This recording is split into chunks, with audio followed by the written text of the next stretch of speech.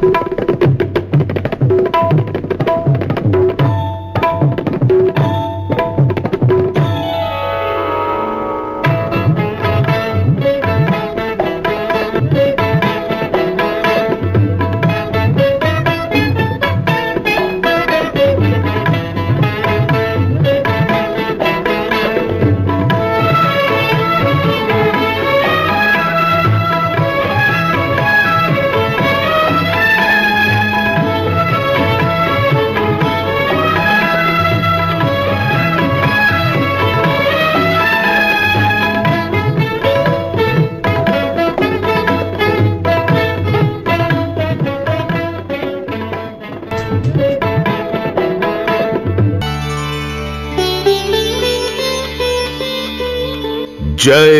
శ్రీరామ్. మానవ హృదయాల నుండి ఎప్పటికీ చెరగని కథ రామాయణం. రామాయణం ఎంతకాలం ఉంటుందో, ఎంతకాలం చెప్పుకుంటామో, ఎంతకాలం చదువుతామో, ఎంతకాలం ఆచరిస్తామో, ఎంతకాలం విశ్వసిస్తామో అంతకాలం మానవత్వం ఉంటుంది. తల్లిదండ్రుల దగ్గర, గురువుల దగ్గర, సోదరుల దగ్గర, భార్య దగ్గర ఎలా ఉండాలో, ఒక్క మాటకి కట్టుబడి ఎలా ఉండాలో రాముణ్ణి చూసి మనం నేర్చుకోవాలి. అందుకే రామాయణం పారాయణ గ్రంథం, అంతేకాదు ఆచరణ ప్రధాన గ్రంథము అయ్యింది. ప్రపంచ సాహిత్యంలోనే ఆది కావ్యం రామాయణం. వాల్మీకి మహర్షి దీనిని రచించి ఆదికవిగా కీర్తి పొందాడు. మనిషి మనుగడ ఉన్నంత కాలం ఈ భూమి మీద రామాయణం ఉంటుంది. ఇప్పుడు మన TLCA చిన్నారులు రామాయణంలోని బాలాకాండ ఘట్టాన్ని నాటక రూపంలో ప్రదర్శిస్తున్నారు. మన చిన్నారులు చేస్తున్న ఈ ప్రయత్నాన్ని చూసి మీరంతా ఆనందించి, అభినందించి, ఆశీర్వదిస్తారని మీ గట్టి గట్టి కరతాళ ధ్వనులతో చిన్నపిల్లల్ని అభినందిస్తారని విశ్వసిస్తున్నాము. మీ TLCA. అందరికీ నమస్కారం. ఈ రోజు ఇక్కడకు విచ్చేసిన TLCA సభ్యులకు, వారి కుటుంబాలకు శ్రీ క్రోధినామ సంవత్సర ఉగాది మరియు శ్రీరామనవమి శుభాకాంక్షలు. ఈ రోజు మేము ప్రదర్శించబోయే బాలరామాయణం నాటికలో బాలకాండ ఘట్టాన్ని చూసి ఆనందిస్తారని ఆశిస్తున్నాము. అనగనగా కోసల రాజ్యాన్ని అయోధ్య రాజధానిగా దశరథుడు అనే మహారాజు పరిపాలించేవాడు. ఆయనకు కౌసల్య, సుమిత్ర, కైకేయి అనే 3 భార్యలున్నారు. ఎన్ని నోములు నోచినా సంతానం కలుగలేక పరితపించేవాడు. అనేక రకాల ఆవేదనలకు లోనయ్యేవాడు. పదండి, ఇప్పుడు దశరథ మహారాజు గారి రాజమందిరంలో ఏం జరుగుతుందో చూద్దాం.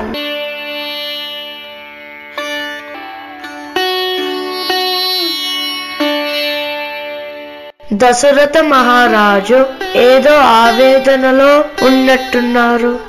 వశిష్ఠ మహర్షి ప్రణామములు. ఎన్ని పూజలు చేసినా నాకు సంతానం కలుగకున్నది. దినదినం మనోవేదనకు గురి అవుతున్నాను. మహారాజా, సంతానం కలగలేదని చింతించకండి. అందుకు మీరు మహారాణులతో కలిసి పుత్రకామేష్టి అనే యాగం చేస్తే మీకు తప్పక సంతానం కలుగుతుంది. మహారాజా, వశిష్ఠ మహర్షి సలహా సముచితముగా ఉన్నది. అటులనే ఆ యాగమేదో మీరు వెంటనే చేయించండి ఆచార్య. సరే, రేపే మునులందరినీ రప్పించి మీ చేత ఆ యాగం చేయిస్తాను.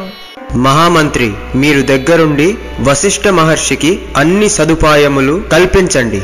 అలాగే మహారాజా.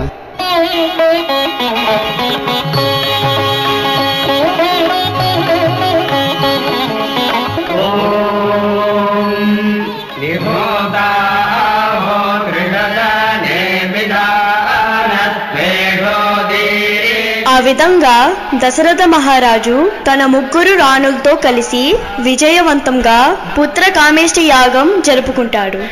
దశరథ మహారాజు దీక్షతో చేసిన ఆ యాగాన్ని మెచ్చి అగ్నిదేవుడు ప్రత్యక్షమై ఒక పాయస పాత్రను ఇచ్చి కౌసల్య, సుమిత్ర, కైకేయులకు ఆ పాయసాన్ని సేవింపవలసిందిగా ఆదేశించాడు. కొంతకాలానికి కౌసల్యకు రాముడు, కైకేయికి భరతుడు, సుమిత్రకి లక్ష్మణ శత్రుఘ్నులనే కుమారులు జన్మించారు. లేక కలిగిన సంతానం కాబట్టి వారిని అల్లారు ముద్దుగా పెంచుకుంటున్నారు.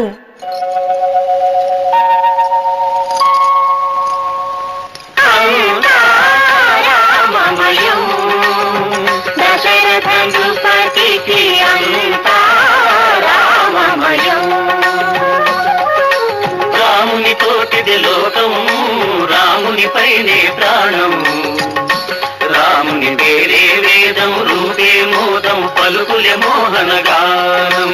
కన్నడి మాత్రం కౌసల్యైన పైకి రాముని తల్లి, అక్షణమైన రాముని విడిచి బ్రతకదు రెండవ తల్లి. అంతా రామమయం, కైకాదేవికి అంతా రామమయం. విద్యములాడే రాముని ముద్దులు చూడాలి, పట్టిన పంతం చూడాలి, బెట్టు బింకం చూడాలి, కోరిన కోరిక తీరే వేళ గోమును చూడాలి, గోమును చూడాలి. అందని చంద్రుని కిందికి దించిన అమ్మను చూడాలి, చంద్రుని తోటి నవ్వే ఇంకో చంద్రుని చూడాలి, రామచంద్రుని చూడాలి. అంతా రామమయం, కైకాదేవికి అంతా రామమయం.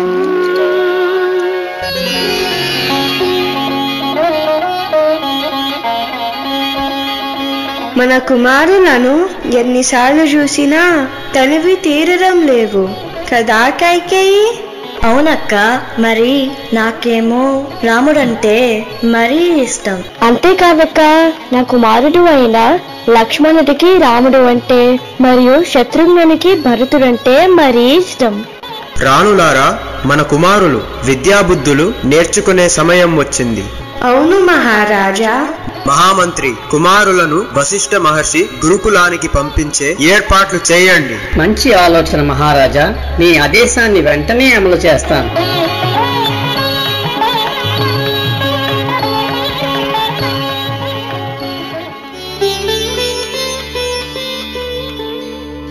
ఇది ఇలా ఉండగా మిథిలా నగరాన్ని పరిపాలించే జనక మహారాజుకి కూడా చాలా కాలం వరకు సంతానం కలుగలేదు. అందుకై యజ్ఞం చేయదలిచాడు. ఆ యజ్ఞం కోసం నాగలితో నేలను దున్నగా ఒక పేటిక దొరికింది. జనక మహారాజు ఆశ్చర్యంతో ఆ పేటికను తెరవగా అందులో ఒక పాప కనిపించింది. అది అందరికీ ఆశ్చర్యం కలిగించింది. ఆనందంతో జనకుడు ఆ పాపను తన భార్య అయిన సునైన వద్దకు తెచ్చాడు.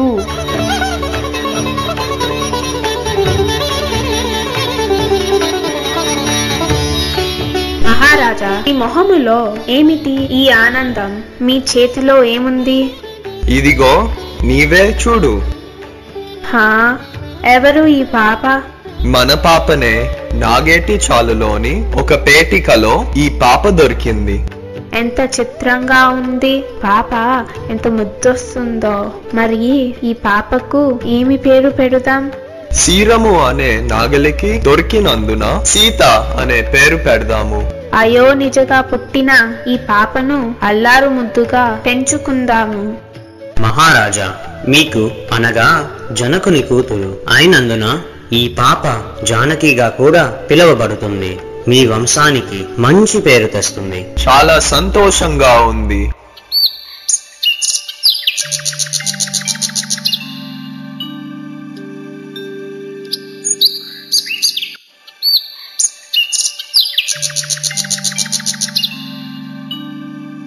రామ ఏకాగ్రతతో చూస్తూ బాణాన్ని గురిపెట్టాలి. అలాగే గురుదేవా. లక్ష్మణ, నీవు కూడా దీక్షతో గురి చూసి బాణం వేయాలి. మంచిది గురుదేవా. భరత శత్రుఘ్నులారా, మీరు తొందరగా అన్ని విద్యలు నేర్చుకోవాలి. అలాగే గురుదేవా. మీ అందరికీ సువిద్యా ప్రాప్తిరస్తు.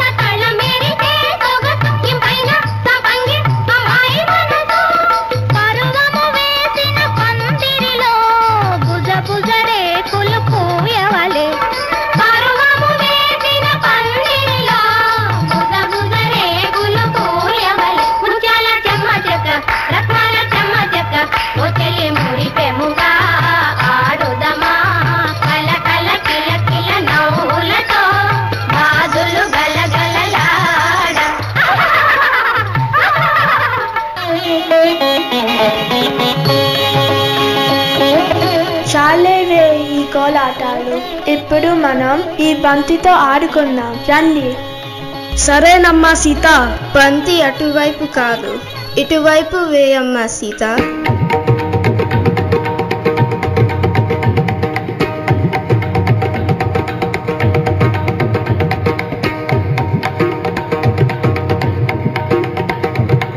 సీతమ్మ, ఈ బంతిని పట్టుకో, చూద్దాం.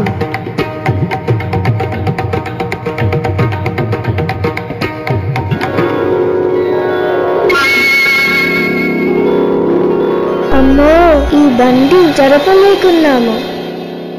మీరు తప్పుకోండి, నేను ఆ బంతిని తీస్తాను.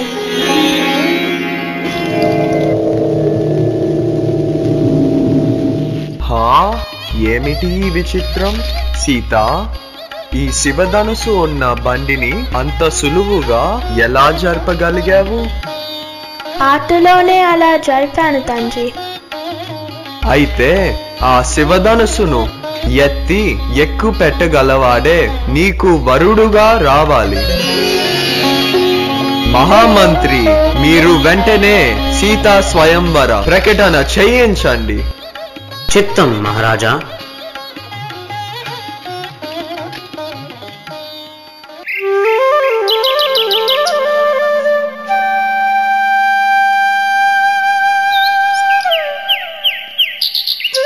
రామ, లక్ష్మణ, భరత శత్రుఘ్నులు వశిష్ఠ మహర్షి ఆశ్రమంలో విద్యను అభ్యసించి అయోధ్య నగరానికి బయలుదేరారు. ఆ వార్త విని దశరథ మహారాజు ఆనంద భరితుడై తన పుత్రుల రాకకై వేచి చూస్తున్నాడు. ఇంతలో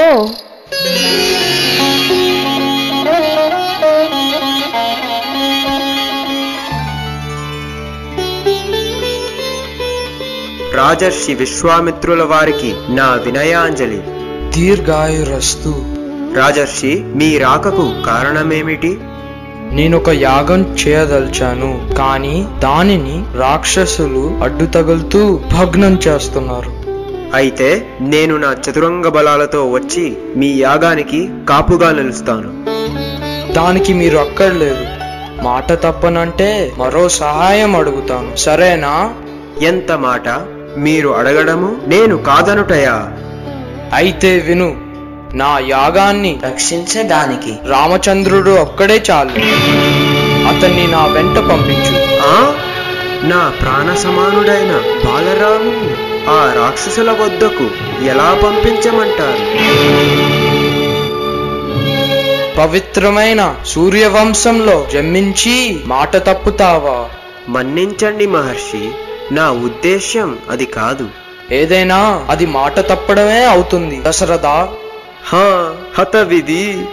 చింతించకు మహారాజా, రాముడు విలువిద్యా కోవిదుడు. సందేహించక విశ్వామిత్రుని వెంట పంపించు, అంతా శుభమే కలుగుతుంది. అయితే సరే. నాయనా లక్ష్మణ, నీవు కూడా మీ అన్న రాముడికి తోడుగా వెళ్ళు. అలాగే తండ్రి. వెళ్ళి వస్తాము తండ్రి. మహర్షి, ఇక బయలుదేరదామా? సరే పదండి.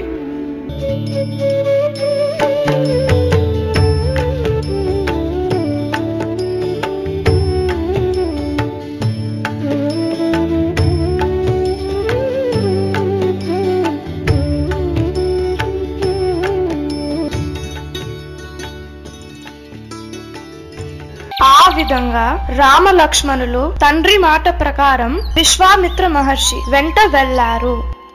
విశ్వామిత్ర మహర్షి తన ఇద్దరు మునీశ్వరులతో యాగం ప్రారంభించాడు.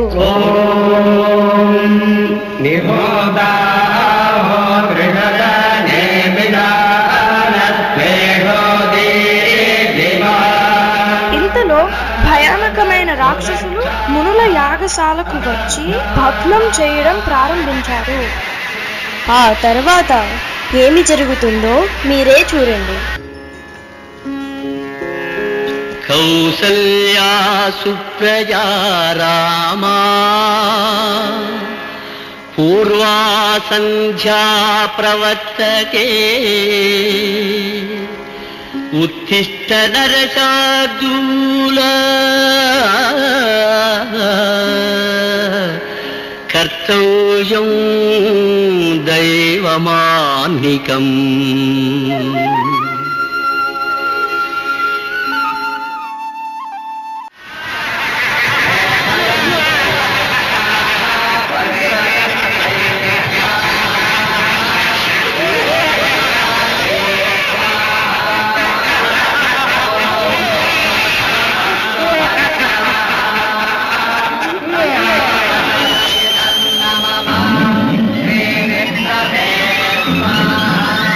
అదిగో రామ, తాటికి తన సంతానమైన సుబాహు మారీచులతో ఎలా ధ్వంసం చేస్తుందో చూడు.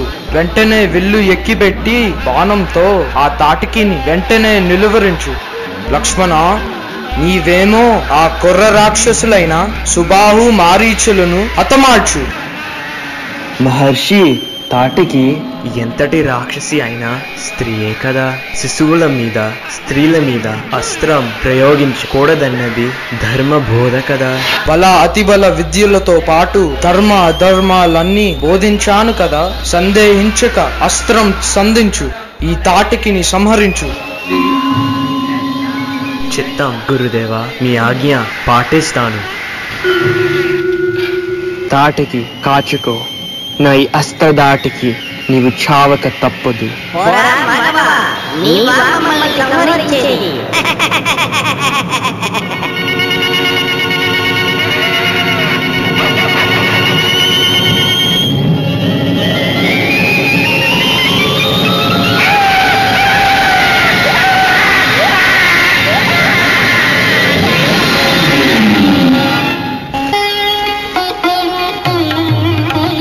భలే రామలక్ష్మణులారా, మీ సహాయం వల్ల మా యాగాన్ని విజయవంతంగా పూర్తి చేసుకున్నాము.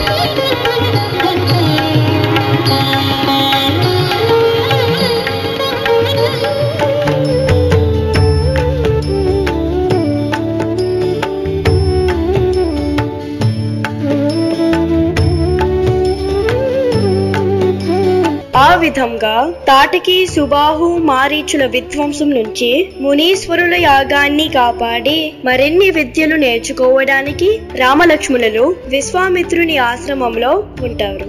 ఇంతలో విశ్వామిత్రుల వారికి జనక మహారాజు ప్రకటించిన సీతా స్వయంవర వార్త తెలుస్తుంది. వెంటనే విశ్వామిత్రుల వారు రామ లక్ష్మణులను తీసుకుని మిథిలా నగరానికి బయలుదేరుతాడు. మార్గ మధ్యంలో రాముడి పాదధూళికి రాయిగా ఉన్న అహల్యకు శాప విమోచనం కలుగుతుంది. ఇక విశ్వామిత్రుల వారు రామ లక్ష్మణులతో కలిసి మిథిలా నగరం చేరుకున్నారు.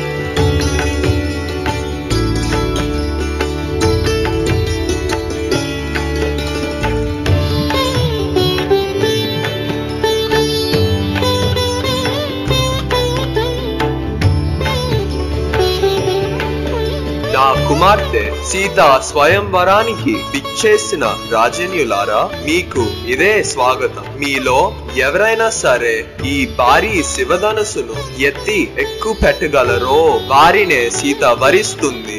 అందరికీ సమ్మతమే కదా? నేను ముందు ప్రయత్నిస్తాను.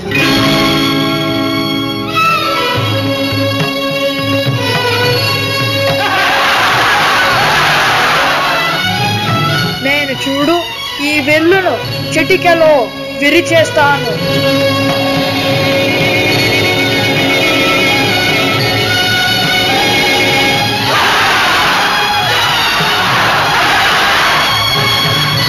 చేతికాని వారు ప్రయత్నించడం దేనికి? నేను ఈ బిల్లును చిటికెలో విరిచేస్తాను.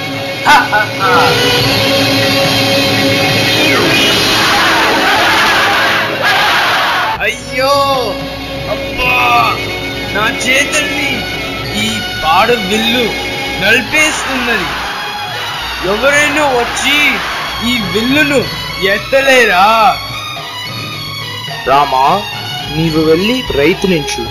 చిత్తం గురుదేవా.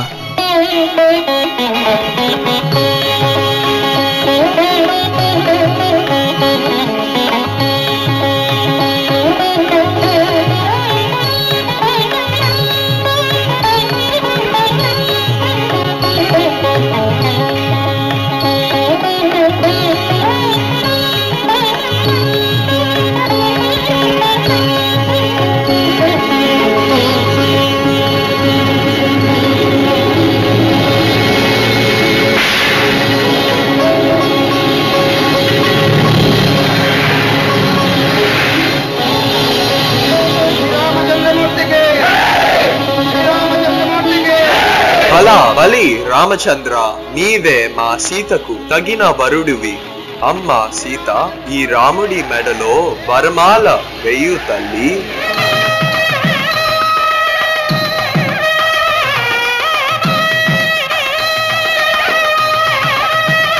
ఆహా, చూడముచ్చటైన జంట. అవును, వీరిని చూస్తుంటే కన్నుల పండుగగా ఉంది. సునయన, నీలమేఘ శ్యాముడు అయిన రాముడి చెంత సీతను చూస్తుంటే మెరుపు మేఘం కలిసినట్టుగా ఉంది కదా? అవును ప్రభు. ఇక వారి తల్లిదండ్రులకు వర్తమానం పంపించి పిలుద్దాం, వైభవంగా పెళ్లి జరిపిద్దాం. అలాగే సునయన. మహామంత్రి, మీరు వెంటనే దశరథ మహారాజులు వారికి ఈ వర్తమానం పంపండి. చిత్తం మహారాజా.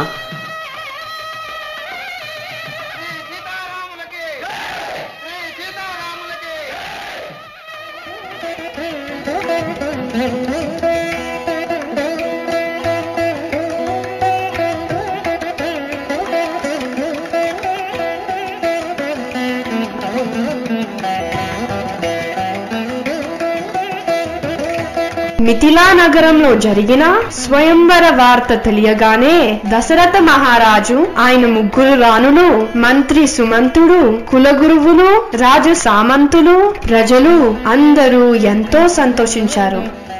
అంగరంగ వైభవంగా సీతారామ కళ్యాణం జరిపించాలని దశరథ మహారాజు మంత్రి సుమంతుడిని ఆదేశించాడు. అంతేకాదండి, సీతారామ కళ్యాణంతో పాటు లక్ష్మణుడి వివాహం, సీత సోదరి అయిన ఊర్మిళతోనూ, భరతుని వివాహం మాండవితోనూ, శత్రుఘ్నుని వివాహం సుతకృతి చేతను జరిపించడానికి ఏర్పాట్లను చేశారు. ఇక ఆలస్యం ఎందుకు, మనమందరం ఆ సీతారామ కళ్యాణాన్ని చూద్దాము. పదండి.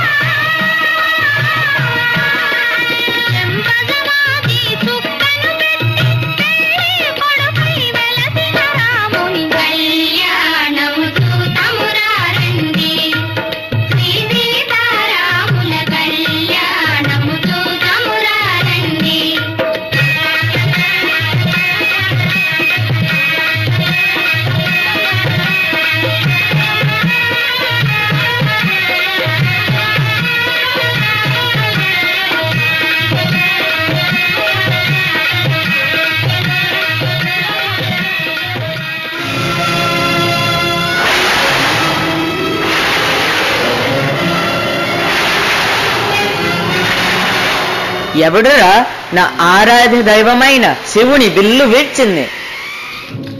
పరశురామ మహర్షి ప్రణామములు. శాంతించండి. ఆ విల్లు విరిచింది నా రాముడు. వీడు నీ రాముడు అంతటి మొనగాడా? క్షమించండి మహర్షి, రాముడు కావాలని విల్లు విరవలేదు. స్వయంవర నిబంధనల వల్ల విల్లు ఎత్తి ఎక్కుపెట్టగానే విరిగిపోయిందట. ఈ పరశురాముడు ఉండగానే మరో రాముడు పుట్టుకొచ్చాడా?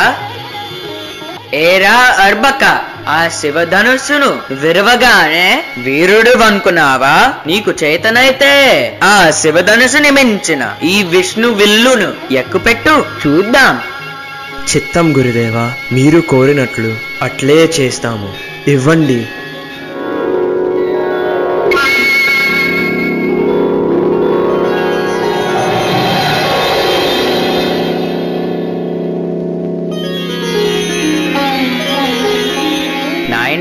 శ్రీరామచంద్ర, నీవు సాక్షాత్తు నారాయణుడువే అని తెలిసింది. నాకు కనువిప్పు కలిగింది. శుభమస్తు. ఇక సెలవు తీసుకుంటాను.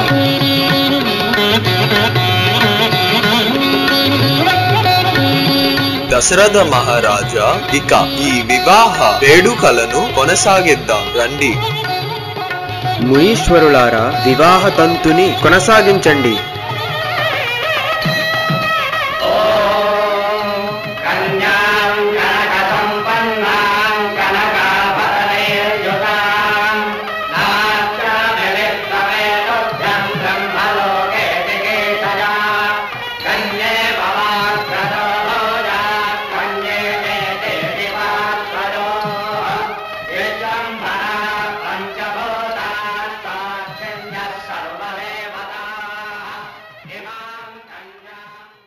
శ్రీరామచంద్రుని వివాహం తర్వాత దశరథ మహారాజు అయోధ్య నగరాన్ని మరింత జనరంజకంగా పరిపాలిస్తూ ఉంటాడు.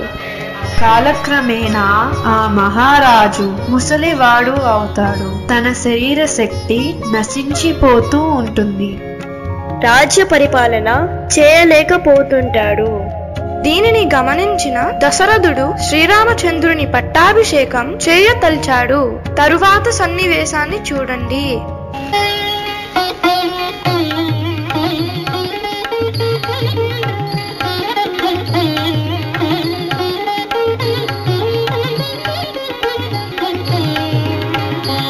వశిష్ఠ మహర్షి ప్రణామములు. శుభమస్తు. మమ్మల్ని పిలిపించిన కారణమేమిటి మహారాజా? మహర్షి, ముసలితనం వల్ల నేను రాజ్యపాలన చేయలేకున్నాను. అందుకే నేను ఇకపై రాజుగా కొనసాగలేను. రాజు లేకుండా రాజ్య మనుగడ ఎలా సాగుతుంది మహారాజా? కంగారు వలదు అమాత్య. అన్నీ ఆలోచించే ఒక నిర్ణయానికి వచ్చాను. ఏమిటా నిర్ణయం మహారాజా? యుక్త వయస్కుడైన మరియు పెద్దవాడైన రాముడికి పట్టాభిషేకం చేయదలిచాను. దీనికి మీరు ఏమందురు ఆచార్య? మంచి ఆలోచన. ధన్యోస్మి ఆచార్య. ఇంకెందుకు ఆలస్యం? మంచి ముహూర్తం చూడండి.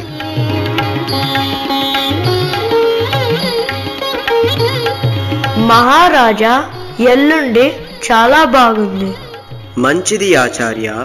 ఆమాత్య, మీరు వెంటనే రామ పట్టాభిషేక సమాచారాన్ని మన రాజ్య ప్రజలకు తెలియచేయండి. అలాగే మహారాజా. మహర్షి, మీరు కూడా పట్టాభిషేక కార్యక్రమాలు ప్రారంభించండి. మంచిది మహారాజా. ఇక సెలవు.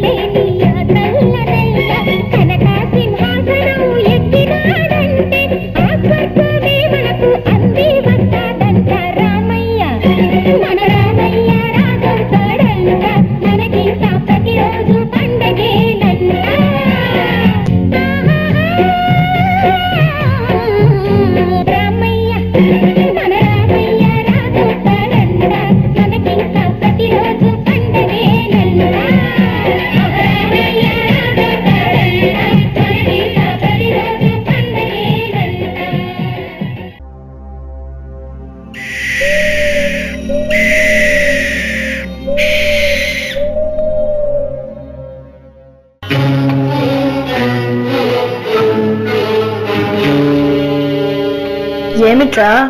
ఏమి జరుగుతుంది ఇక్కడ? ఎందుకీ గోల? గోల కాదు మందరమ్మా, ఇది గొప్ప వేళ.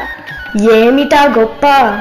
అదేమిటి, మీకు తెలియదా ఇక్కడ ఏమి జరగబోతుందో? నిజంగా నాకేమీ తెలియదురా. నేను ఊర్లోకి ఇప్పుడే వచ్చాను. అయితే విను, మన రామయ్యకు రేపే పట్టాభిషేకం. అందుకే ఈ సంబరమంతా. అవునా? ఇది నిజమా?